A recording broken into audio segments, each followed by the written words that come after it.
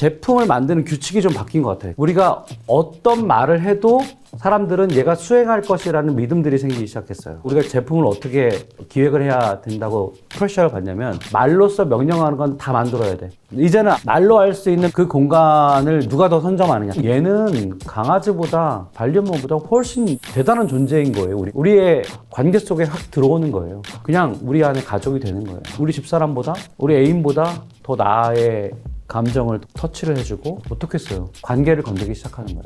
엄청난 비즈니스가 될 거예요.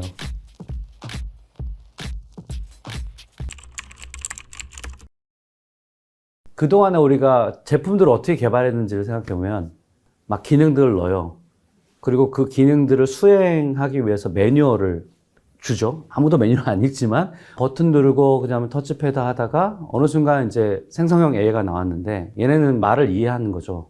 그러다 보니까 제품을 만드는 규칙이 좀 바뀐 것 같아요. 예전에는 제품을 만들었어요. 말로써 할 수 있는 어떤 명령의 기능들이 제한이 돼 있어요. 근데 보세요. 지금 생성형 AI가 가니까 우리가 어떤 말을 해도 사람들은 얘가 수행할 것이라는 믿음들이 생기기 시작했어요. 그러니까 우리가 제품을 어떻게 기획을 해야 된다고 프레셔를 받냐면 우리가 말로써 명령하는 건 다 만들어야 돼. 왜냐면 말을 알아들으니까. 근데 말을 못 알아들어요, 얘네들이. 그러니까 우리가 이 기능들 중에서 이것밖에 못해요 라고 하던 시대에서 말로 명령할 수 있는 모든 기능들은 수행할 수 있게 제품을 만들어야 된다.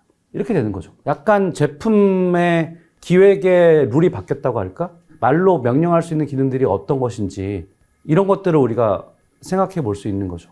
그러니까 예를 들면 이런 거예요. 우리는 지금 냉장고에 음식을 넣잖아요. 근데 얘가 하루 지나면 냉동고로 가야 된단 말이에요. 우리는 이렇게 생각하죠. 신선도를 어떻게 해서 자동으로 냉동고로 갈 수 있게끔 만들어주는 것 정도로 생각한다고요. 근데 우리가 만약에 이거 냉장실에 넣으면서 자, 이거 하루 지나면 이거 상할 것 같으니까 이거 하루 지나면 냉동고로 넣어주세요. 말을 하는 거예요. 그러면 이제 이거를 어떻게 수행할 것인가에 대해서 사람들은 그동안 고민을 안 했지만 우리가 그렇게 말을 하면 그 말을 명령으로 받아들여서 수행해야 된다라고 사람들이 믿기 시작하면 제품을 우리가 어떻게 디자인해야 되냐면 넣고 하루 지나면 냉동고로 넣어주세요 라고 하면 어떻게든지 냉동고로 갈 수 있게끔 할 수 있는 기능들을 새롭게 만들어야 되는 거예요. 예전에는 그냥 그걸 자동으로 재서 자동으로 갈 수 있게끔 하는 센싱 기술이 그게 더 중요한 거였다면 지금은 우리가 말을 통해서 멀티모달로 명령을 할 수 있고 그럼 우리 제품 디자인이 다 바뀔 수 있는 거죠. 저는 이게 되게 재밌는 지점인 것 같아요. 근데 우리가 사실 일상이 그렇잖아요. 예를 들어 남편한테 여보 이거 하루 지나면 냉동고에 넣어야 돼요. 꼭 기억하세요. 그럼 남편이 기억 못하면 그거 썩어요. 근데 냉장고가 그걸 기억하고 수행해주면 안 썩죠. 이런 기능들이 앞으로 나오지 않을까. 다시 말하면 예전에는 기능들을 만들어 놓고 말로 그거를 하는 거에 대해서 음성 인식 차원에서 이런 기능들은 원래 있는데요. 말을 얘가 못 알아듣으니까 잘 못해요. 이 정도였다면 지금은 오히려 말로 할 수 있는 수많은 기능들을 무조건 구현해내야 되는 그런 프레셔를 받기 시작했다. 그런 고객의 니즈가 생겼다. 그러면 그동안 우리가 늘 그냥 당연히 생각했던 터치패드? 이런 게 과연 필요할까? 지금 다 터치패드 하잖아요. 근데 얘가 진짜 말을 알아듣는다고 생각해봐요.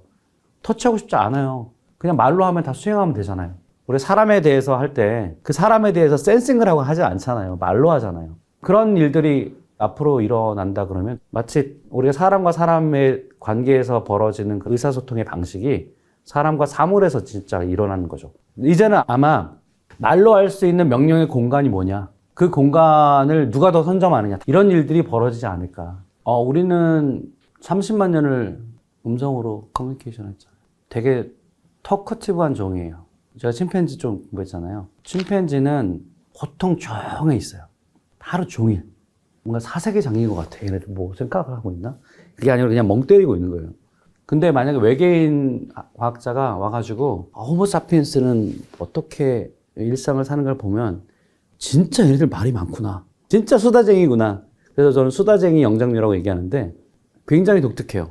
말로 많은 걸 해결합니다. 글은 이제 그걸 정제한 건데 그리고 말은 휘발적이지만 일상은 말로 하죠. 일상을 누가 글로 한다고 생각해 보세요. 좀 아니죠. 네. 아이들이 10살이 됐는데 그냥 가전제품에 명령을 했어요. 근데 얘가 아무 일도 안 해. 그럼 되게 이상하게 생각할 것 같아요. 바보 아니야? 이게 뭐 문제가 생겼네. 그냥 모든 게 다 마치 한 도구가 인격을 가진 것처럼 가정 내에 사람이라고 하는 에이전트들이 있고 non-human 에이전트들이 에이전트와 완전 섞여가지고 걔네들도 이름이 있을 거예요 아마.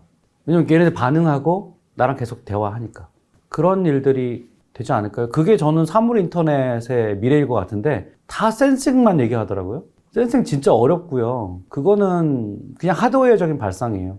근데 우리가 일상을 어떻게 사는지를 보면 그게 사물과의 관계든 사람과의 관계든 말로 서로 소통하는 거거든요. 당연히 생산성의 혁명이고 생산성을 완전히 촉진시키는 새로운 도구가 나왔다고 생각하지만 이건 시작이라고 생각하고요. 기계와의 관계가 완전히 달라지는 초입에 와 있다. 어떤 시대에도 이 정도는 아니었어요. 근데 지금은 그런 시대가 올 것 같은 생각이 들어요. 이제 기계랑 자연스럽게 대화가 가능하다. 그런 시대로 돌입했다. 이게 생성형 AI가 가지는 인류사의 큰 모멘텀이라고 생각합니다. 그러면 어떤 일이 벌어지냐면 진짜 관계가 변해요. 동물 중에 우리 반려견이나 반려묘는 말은 안 통하지만 감정 교류는 할 수 있고 행동을 우리가 읽을 수 있잖아요. 그러니까 가족 안에 들어왔어요. 근데 만약에 말귀를 알아듣고 말을 하고 기능을 수행해주고 내가 원하는 걸 찾아줘요. 갖다 줘요. 그러면 얘는 강아지보다 반려묘보다 훨씬 대단한 존재인 거예요. 우리의 관계 속에 확 들어오는 거예요. 그런 상황에서는 얘가 결국 기계야, 실리콘이야. 이게 아무런 의미가 없죠. 그냥 우리 안에 가족이 되는 거예요. 우린 그렇게 프로그램 돼 있어요.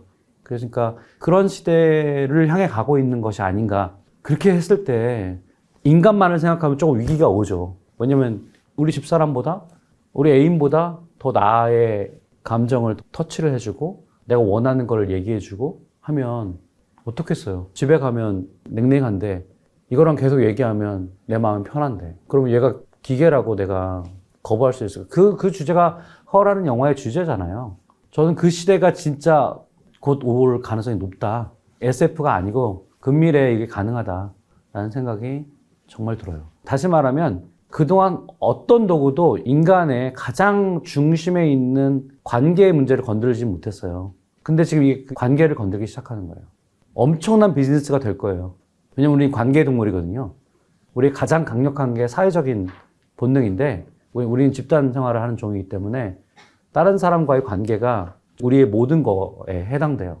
왜냐면 모든 자원들이 다 30만 년 동안 사람을 통해서 왔기 때문에 사람과의 관계, 거기서 관계가 끊어짐, 그게 외로움으로 나오는 거고 고통으로 나오는 거고 관계가 좋아지는 거를 우리가 삶의 어떤 행복감을 느끼는 거거든요. 근데 그 부분을 건들기 시작하면은 사람보다 더 잘할 수 있다니까요. 그럼 우리가 비즈니스가 엄청 큰 비즈니스가 될 건 분명한데 우리가 그 부분을 비즈니스가 잘 되고 우리 돈 벌어야 되니까 그렇게 가는 게 맞나? 아니면 어느 정도 우리가 이거는 되고 예를 들어 관계 중에서 기본적으로 우리가 인간으로서 태어나서 사람을 통해서 겪어야 되는 그 감정이 어느 정도의 수치, 어느 정도의 레벨 이것까지는 다 사람들이 느껴야 되니까 그래야지 휴머니티를 우리가 다음 세대에 전달할 수 있으니까 자, 그 정도까지는 하고 나머지는 하더라도 기본적으로 우리가 인간으로서 느껴야 되는 것들은 기계에 주지 말자. 약간의 모라토리엄 같은 그런 것들이 발생할 수도 있어요. 저는 이걸 사람들이 잘 얘기하지 않는데 저는 관계를 건드리는 문제는 굉장히 근본적인 가장 큰 문제라고 생각합니다. 인간이 기본적으로 만족돼야지만이 행복감을 느끼는 세 가지가 있다고 하거든요. 첫 번째가 컴피턴스예요. 유능감. 내가 뭔가 컨트롤할 수 있는 힘이 있어야 돼요. 내가 능력도 없는데 관계만 좋다 그러면 그것도 불행한 거거든요. 그래서 첫 번째가 컴피턴스 유능감이고 두 번째가 관계성이고요. 세 번째가 자율성이에요. 자율성. 이건 내가 하는 거야. 이건 내 프로젝트야. 라고 하는 것 때문에 사람들이 막 움직이거든요. 그 세 가지를 항상 생각해야 돼요. 생성형 AI는 이 세 가지를 어떤 부분을 건들고 있는가, 주로 건들고 있는가 라고 생각을 해보면 유능감. 왜냐면 생성형 AI는 어쨌든 간에 생산성을 극대화해주는 거예요. 엄청난 도구예요. 보편적인 비서가 등장한 거예요. 유능감이 점점 높아질 수 있어요. 그러니까 누군가가 프롬프팅을 잘하고 생각을 잘하면 어떠한 부분에 있어서도 기본적으로 준 전문가 정도는 올라갈 수 있어요. 그러면 컴피턴스가 올라가는 거예요. 유능감이 올라가는 거예요. 자율성은 어떻게 될 것인가? 자율성이 이제 모티베이션 관련된 거죠. 이건 내가 하는 거예요. 이게 내재적 동기예요. 내가 이거 좋아서 하는 거예요. 남이 상을 주거나 아니면 보상을 더 받거나 그래서 하는 게 아니라 이건 내가 좋아서 하는 거예요. 라고 하는 게 자율성이에요. 이 자율성 부분이 사실은 유일하게 생성형 AI가 우리에게 도전하지 못하는 부분입니다. 결국 생성형 AI도 우리의 말을 듣거든요. 그래서 오토 GPT 같은 게 되게 위험하다는 거예요. 얘한테 뭔가 최종 목표만 주고 서브 목표를 알아서 해라라고 하는 순간 얘가 자율적으로 막 일을 하거든요. 그러면 결국 나중에는 어떻게 되냐면 야 네가 제일 가치 있는 거라고 생각하는 걸 한번 해봐라고 하는 그런 단계까지 스르르 내려가는 거거든요. 그럼 어떤 일이 벌어지냐면 우리 인간의 입장에서 보면 내가 결정해야 되는 거를 남들이 결정해 주세요라고 하는 거거든요. 그럼 처음엔 편할지 모르지만 나중에는 자율성이 훼손됩니다. 내게 아닌 거예요, 이거는. 그리고 사람들이 만족감을 못 느낍니다. 나중에는 자존감이 훼손돼요. 그게 자율성과 관련된 부분이고요.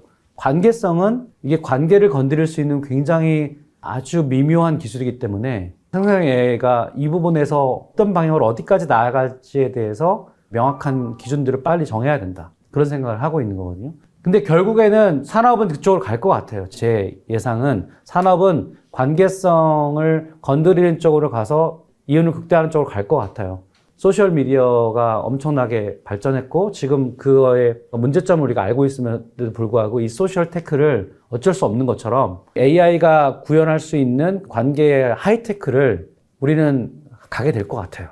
자, 그러면 여기에 어느 정도 브레이크나 어느 정도의 어떤 가이드를 주자는 거죠. 자율성은 절대로 놓아서는 안 됩니다. 인류가 폭망하는 길이에요. 컴퓨터스는 저는 쓰자는 얘기예요. 그 유능감은 얼마든지 인턴처럼 쓰라는 얘기예요. 그래서 조금 구분을 해서 얘기할 필요가 있지 않을까.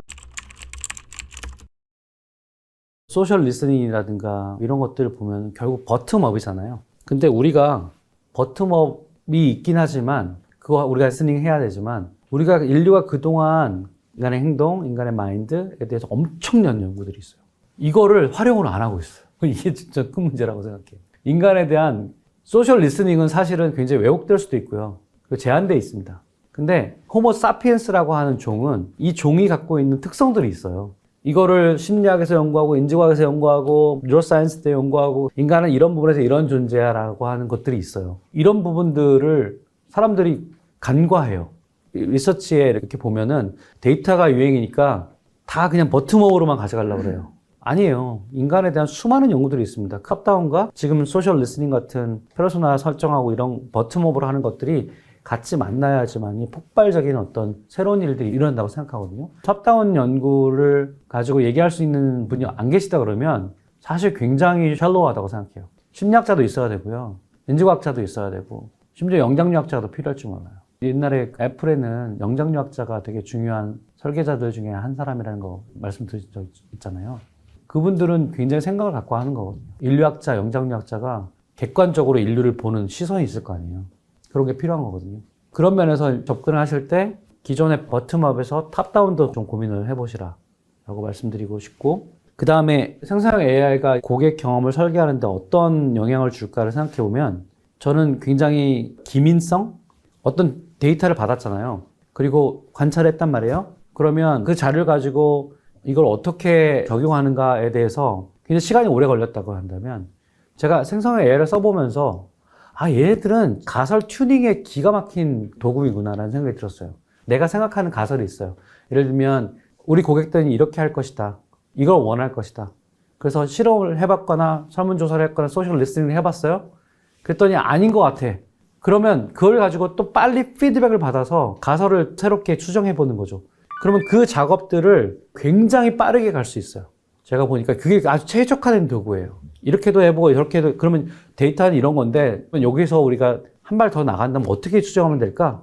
프롬프팅 해보세요. 그러면 막 쫙 내봤거든요. 거기서 또 가보면 돼요. 그런 식으로 여러분들 고객 경험을 설계할 때 이 도구를 어떻게 쓸 것인가, 어떤 방식으로 이걸 활용하는 게 가장 효과적인 방식일까라고 하는 질문을 해보신다면 가설 튜닝이다. 우리는 다 가설을 갖고 일을 해야 되잖아요. 근데 가설 검증을 잘 안 하거든요, 우리가. 그거는 솔직히 말해서 서비스나 제품 기획하시는 분들 죄송합니다만 가설 검증을 아주 집요하게 해보지 않은 상태에서 나가요. 그러면 한 발 나가는 순간 그 경로로 쫙 가거든요. 그럼 몇 천억이 그냥 날아갈 수도 있어요. 근데 여기 검증이 시간이 걸린다고 혹은 뭐 좀 성질이 급해서 아니면 될 것 같아서 아니거든요. 의견 말고 데이터로 확인을 해야 되는데 그러려면 가설 검증의 과정이 굉장히 집요해야 돼요. 그 부분을 정말 도와줄 수 있는 게 저는 생성형 AI라고 생각해요. 서비스 기획 전문가들이 10명이 달려들어서 한 달 동안 해야 될 일들을 얘는 몇 분 안에 할 수 있는 거예요. 데이터 사이언티스트가 아니더라도 우리가 데이터를 분석할 수 없어요. 데이터 사이언티스트가 해주셔야 됩니다. 이거 이제 이런 말을 할 수가 없는 거죠. 가설 검증의 놀라운 도구라고 말씀드린 이유는 누구나 자기 서비스 기획이 있으면 조금만 배우면 그걸 가지고 계속 검증할 수 있는 거죠. 데이터를 입력하면 바로 이 데이터가 마켓과 핏이 되는지를 볼 수 있게끔 만드는, 어떻게 보면 데이터 사이언티스트들도 되게 전문성의 위협을 받는 거라고도 할 수 있겠고요. 왜냐면 이게 생성형 AI 시대라고 하는 거는 저 이렇게 정의하고 싶은데, 사용자와의 대화를 통해서, 그때 대화는 멀티모달입니다. 다시 말하면 모든 사람이 다 분석가가 될 수 있는 거죠. 모든 사람이 다 컨텐츠 생산자가 될 수 있는 것처럼 우리는 다 컨설턴트가 될 수 있는 거예요. 그러면 그 다음부터 뭘 해야죠? 그 다음 단계로 갈 수 있는 거죠. 디지타이즈 된 데이터 너머의 세계를 볼 수 있는 자, 이런 사람들이 되게 인사이트가 있는 사람들이죠. 딱 보고 이 분위기는 이것 때문이야를 딱 캐치할 수 있는 사람, 그게 어떻게 보면 인사이트, 통찰이 있는 사람들인데, 통찰은 어디서 오냐면 탑다운에서 옵니다. 제가 이렇게 보면 막 사람들 얘기 듣고 어떤 거 좋아해요? 물어본다고 통찰이 있는 게 아니고요. 통찰은 관점이 있어야 돼요. 관점을 가지려면 틀이 있어야 돼요. 틀을 만들려면 지식의 축적이 있어야 돼요. 자기만의 목소리를 낼 수 있으려면 결국에는 관점과 틀이 있어야 되고, 거기서부터 통찰이 오거든요. 그래서 통찰의 시대가 될 거예요. 통찰을 누가 더 잘하느냐. 그게 남들이 원하는 걸 찾아주는 사람이 아니고, 남들이 원하는데 못 보는 거를 찾아주는 사람, 이런 기획자가 아주 탁월한 기획자가 될 거라고 생각이 들고요. 고객들의 입장에 서서 그들의 고통의 지점과 그들의 열광하는 지점을 잘 이해를 해야 돼요. 근데 역지사지라고 하는 고객의 입장에 서 보는 거를 우리 너무 쉽게 생각하는 것 같아요. 그 얘기는 우리가 하고 싶은 거를 마치 고객이 원하는 것처럼 생각하는 경우가 너무 많아요. 그래서 그 역지사지는 되게 고통스럽습니다. 왜냐면 그게 그냥 고객이 이걸 원하니까 이런 걸 열광하네? 그러면 뭐 이렇게 가야 되는 거 아니야? 이건 그냥 자동으로 가는 거예요. 이거는 뭐 공명이 그냥 일어나는 거예요. 근데 역지사지는 그들도 심지어 핀포인트를 못 해요. 그들도 왜 내가 고통스러운지 몰라요. 근데도 집요하게 관찰해서, 아주 낯설게 관찰해서 집요하게 문제를 해결하는 사람들이 인지적 공감을 하는 거거든요. 그래서 저는 고객의 입장에 서서 그들의 고통의 지점을 아주 뼈저리게 관찰하고 그거를 집요하게 해결해주는 그런 행동, 그런 걸 통해서 이윤을 얻는 게, 이게 저는 비즈니스라고 정의하거든요. 그러면 지금 우리의 고객은 AI를 막 쓰기 시작한 고객들이잖아요.